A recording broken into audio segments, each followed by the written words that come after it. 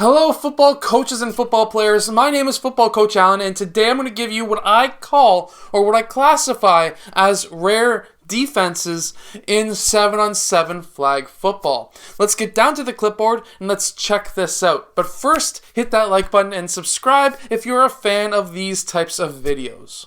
So just really quickly, I've got on offense just a twins right offense formation. Don't focus on that. So for number one, this is one of the rare defenses that I have seen. So if you're in a blocking league, which means that you're allowed to go after the quarterback, what we are going to do is have players 7 and 6, both going around player 7, who is usually their blocker in this case, and trying to get the flags off of player 1. Meanwhile, we're going to be having players 5 and 3 in man-to-man defense against those wide receivers. Now, of course, player 3 is in single coverage.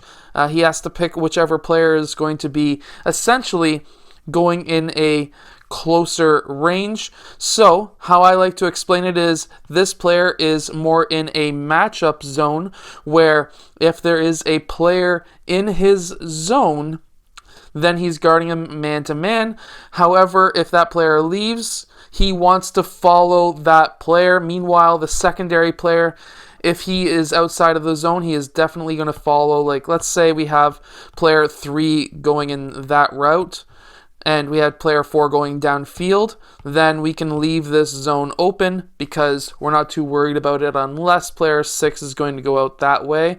However, in that case, we would have player 7 as a backup to go out and guard this side.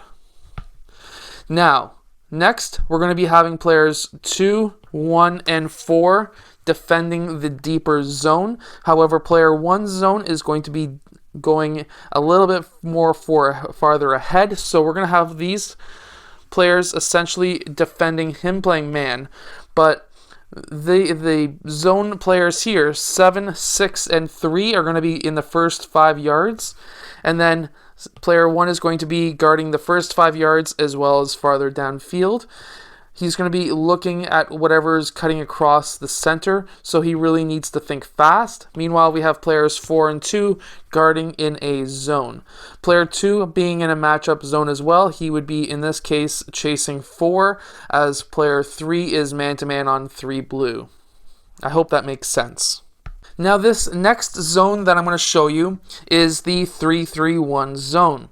So if you're in a blocking league, player 7 would be the one trying to go after player 1, the quarterback, and get his flags, or at least make the pass hard, or intercept the pass, or deflect the pass, whatever it may be. Anyways, he is the one who is going to be going after the quarterback. Next, we're going to be having player 3 and 5. They are going to be guarding the 5-yard area, maybe a bit more, maybe 7 to 10. It depends on how far the other team is going to be able to pass.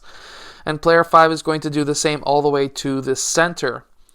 Player 4 is going to get the next 10 yards on that side, same as player 2, and we're going to have player 6 as a center zone as well. Meanwhile, player 1, he is protecting the long pass. So technically he has the full back area, everything from essentially 15 yards to 20 yards and beyond. But he's going to be really watching the quarterback. If the quarterback is looking in that direction, he's going to start shading over on that side. If the quarterback was looking in the other direction, he's going to be shading in that side. And if he cannot decide what the quarterback is thinking, he's going to stay in the middle until he starts seeing that pass, and he's going to be then going after that pass. Or if he sees a player open, to go guard that player as well. So let's say we had a player open coming up the middle here, then we would have player 1 guarding player 6 in this case. Now, this next one is more of a full-out pressure, so if you're in a blocking league, you're going to be having player 5, 3, and 7 trying to get at the quarterback. Of course, this is a very heavy pressure situation, and we're going to be having our defense set up. Player 4 being 5 yards downfield, player 6 being 10, 1 being 10 downfield, and player 2 being 5 downfield. And they're going to be guarding a zone, just like so.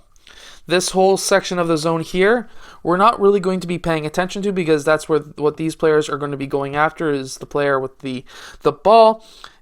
However, if you want, you could always have player 5 and 3 going for the ball and player 7 playing in a zone. It's totally up to you, as obviously you're the coach, but that is another option as well. Player 7 staying in the middle, guarding that close middle section.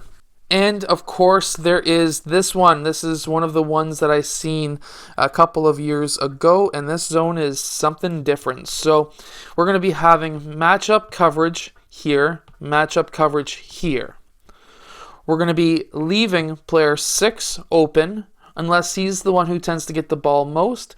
Then we might just switch it and go like this instead. And instead what we would have is a matchup, and then a matchup here, and leave player 5 open on that side. Whoever you think is going to be the one not getting passed to as much. Next, player 7, he is going to be the one going after the quarterback. However, at the same time, if this is a non-blocking league, we can have player 7 guard player 7 or player 5. It's up to player 7 in this case, or you as the coach. Meanwhile, we have player 4 and 2 playing zone way in the back. That is for the long passes for them to intercept. And so in those locations, we would then have the ability to have double coverage, where we would have a player be playing man defense, but also the zone player coming over to be able to defend and hopefully get that interception. I hope that these defenses help your team win more games. If they do, let us know in the comment section below. I would love to hear from you. I want to know your thoughts on these defenses as well, and I will see you guys again later on in our next video.